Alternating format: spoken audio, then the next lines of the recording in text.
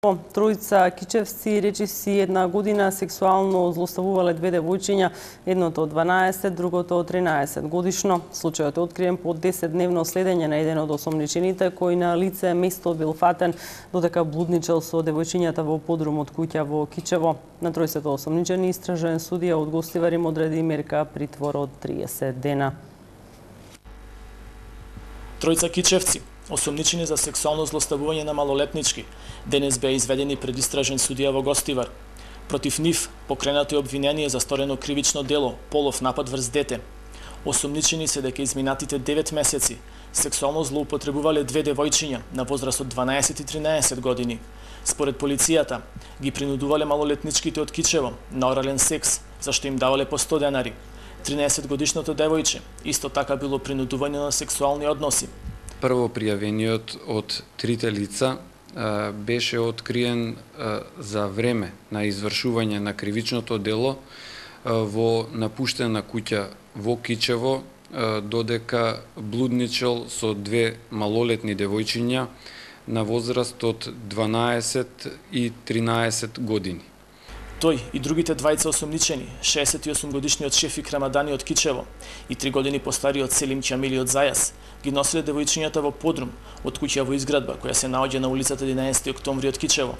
Тие ги намамувале малолетничките кај едно фудбалско игралиште, наводно за да им го измијат возилото.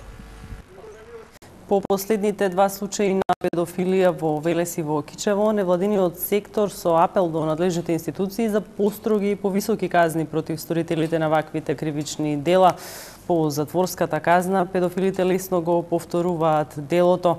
За полов напад врз дете препорачуваат да се одредува и доживотна затворска казна. Во моментов во Македонија казна затвор за полов напад врз дете издржуваат 42 лица. Строги казни затвор за педофилите бараат невладините организации.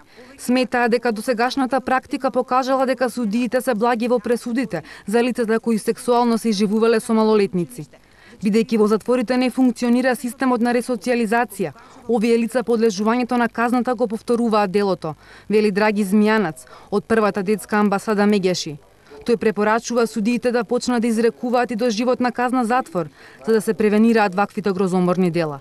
Во светот, педофилите се казнуваат поригорозно, вели тој. Во Норвешка, покрај високите казни против педофилите, има и специјални локатори, микрочипови кои се вградени и полицијата, органите за прогон во секој момент ги следат и можат да ги пронајдат. Се забранува пристап на педофилите во институции каде што се згрижени деца. Данска дури отиде на чекор понапред, се врши хемиска кастрација над педофилите повратници, а Америка исто така е поборник на доживотна казна. Еден од предлозите за превенција од нови жртви е примерот на Шпанија, да се направи база на податоци на осудени педофили. Годишно во светот околу 1 милион деца се сексуално злоставувани. Во последно време и кај нас во јавноста се повеќе може да се слушнат трагични приказни од кои како жртви излегуваат малолетници, чии животи претрпуваат трајни трауми. Доживувањето низ кое сама мора да поминува, низ цела психолошка болка, која бидејќи е млада, бидејќи е незаштитена, нема механизми на одбрана, може да прерасне во тешко душевно заболување, може да прерасне во едно однесување кое како возрастна особа може да го разбере дека бидејќи е млада личност, може да го разбере дека сексуалното искуство кое го доживеала на тој начин е нешто што е нормално и да го продолжи истото такво насилничко однесување кога ќе биде возрастна особа. Поголема штета врз развојот на злоставуваното дете може да се спречи само доколку се делува ургентно во првите 48 часа откако ќе се открие делото, вели Копрова. Во затворите во Македонија казна затвор за кривичното дело напад врз дете издржуваат 42 лица.